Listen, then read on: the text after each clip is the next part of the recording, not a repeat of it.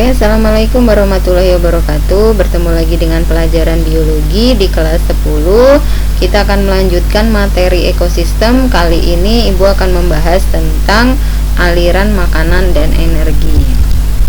Aliran energi ini kita hitung dari matahari. Kenapa dari matahari? Karena matahari itu sebagai sumber energi utama. Makhluk hidup yang dapat memanfaatkan energi matahari adalah produsen atau tumbuhan melalui proses yang disebut dengan fotosintesis.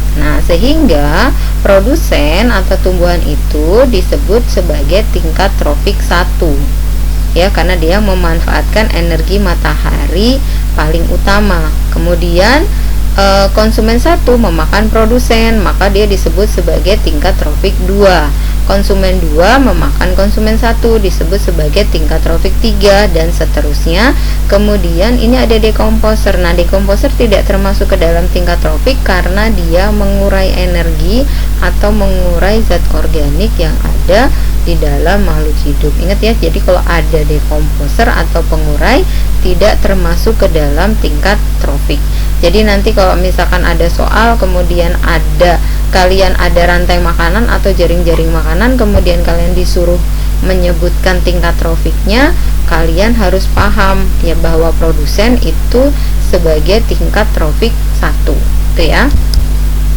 Yang selanjutnya adalah rantai makanan. Rantai makanan adalah peristiwa makan dimakan dalam satu urutan linier, jadi nggak boleh bercabang-cabang.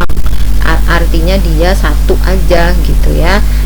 Di sini saya contohkan nih, produsennya tumbuhan, kemudian tumbuhan dimakan ulat sebagai konsumen 1, kemudian ulat dimakan burung sebagai konsumen 2, burung dimakan ular sebagai konsumen 3, kemudian ular dimakan elang.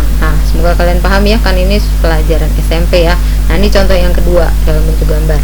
Ada tumbuhan dimakan oleh belalang, belalang dimakan tikus, tikus dimakan ular, ular dimakan elang. Ya, ini adalah pengurai. Ya, kembali lagi ke tengah. Selanjutnya adalah jaring-jaring makanan. Jadi jaring-jaring makanan itu adalah rantai makanan yang kompleks atau banyak di dalam lingkungan itu atau di dalam ekosistem memang adanya adalah jaring-jaring makanan, kan nggak mungkin cuman satu rantai makanan ya. Kalian lihat contohnya di sini ya. Jadi ada banyak rantai makanan. Coba kalau kita hitung di sini, ada tumbuhan dimakan kambing, kambing dimakan serigala, serigala dimakan singa. Atau tumbuhan dimakan kelinci, kelinci dimakan serigala, serigala dimakan singa. Atau tumbuhan dimakan kelinci, kelinci dimakan kucing hutan, kucing hutan dimakan singa. Bisa juga tumbuhan dimakan tikus, tikus dimakan sama burung hantu, burung hantu dimakan sama ular, ular dimakan sama elang, begitu ya. Jadi dia dalam satu ekosistem ini ada 4 sampai 5 rantai makanan atau bahkan lebih. Oke. Sekarang kita bahas tentang piramida ekologi. Apa itu piramida ekologi? Adalah penggambaran ekosistem dalam bentuk piramida ya, berdasarkan tingkat trofik atau rantai makanannya. Ada 3 macam piramida ekologi. Yang pertama adalah piramida jumlah. Piramida jumlah berarti dia menggambarkan jumlah individu yang ada pada tingkat trofik atau rantai makanan tertentu. Berarti kalau kita punya sampel per meter persegi, berarti kita hitung jumlah individu per meter persegi. Kita lihat contohnya seperti ini ya. Jadi piramida jumlah ini tidak selalu seperti piramida, dia bisa saja menjadi piramida terbalik seperti ini. Kalau piramida yang benar kan dia makin ke atas makin mengerucut. Kalau ini dia justru malah mengerucut di bawah. Kalau ini kan penggambarannya, ini misalkan ada jumlah padinya 1000, jumlah konsumen satunya 100, misalkan tikus, ular, seperti ini ya. Kalau yang ini bagaimana contoh yang seperti ini gitu ya. Kita lihat, kamu bayangkan ada satu pohon mangga, satu doang ya. Kemudian di pohon mangga itu ada, misalkan setelah dihitung ada 32 ulet. Kemudian di situ ada 10 burung pemakan ulet gitu misalkan.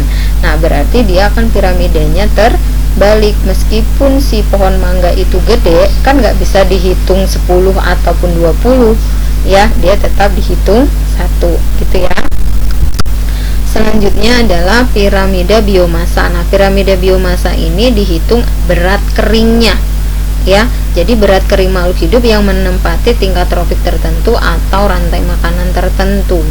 Nah, ini agak repot. Repotnya kenapa? Karena berat kering itu berarti dihitung ya dalam berat kering. Artinya makhluk hidup itu harus dimatikan dulu, kemudian ditimbang, baru dapatlah berat kering. Ya, jadi kalau kita ambil misalkan 2 meter persegi harus kita bunuh semua. Jadi memang merepotkan, tapi ya bisa gitu ya, meskipun merepotkan gitu.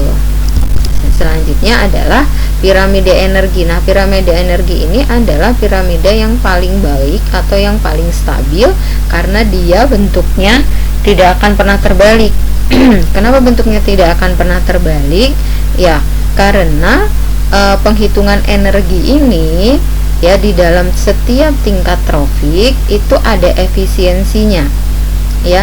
Jadi kalau misalkan tumbuhan itu dia punya 1000 energi ya, 1000 kilokalori energi, kemudian dia dimakan oleh konsumen 1, maka tidak seluruhnya itu akan disimpan sebagai energi. Gini, misalkan saya contoh gini, paling mudahnya adalah kalau saya makan 1 piring nasi, 1 piring nasi itu nggak mungkin semuanya jadi energi, ya kan? Ada dia dibuang dalam bentuk panas tubuh kita, dibuang dalam bentuk keringat, dibuang dalam bentuk feses, dibuang dalam bentuk urin, ya. Jadi banyak yang dibuang, atau dibuang dalam bentuk energi untuk aktivitas. Jadi yang tersimpan hanya 10%-nya saja. Nah, kalian perhatikan di sini. Produsen ada 10.000, kemudian dimakan oleh konsumen 1, hanya yang tersimpan hanya tinggal 1.000. Ya kan? Kemudian dimakan oleh konsumen 2, yang tersimpan hanya 100, dimakan oleh konsumen selanjutnya, ya kan? Itu yang tersimpan hanya 10. Jadi bentuknya akan selalu seperti ini karena tingkat efisiensinya tadi hanya sekitar 10%. Jadi kalau ditanya dari ketiga jenis piramida ekologi mana yang paling baik untuk menggambarkan piramida, ya adalah piramida energi karena tingkat efisiensinya. Gitu ya, tolong dipelajari kembali ya, dipahami, jaga terus kesehatan. Ibu nggak bosan-bosan untuk pesan ini ya. Jaga jarak, pakai masker dan mencuci tangan. Terima kasih. Wassalamualaikum warahmatullahi wabarakatuh.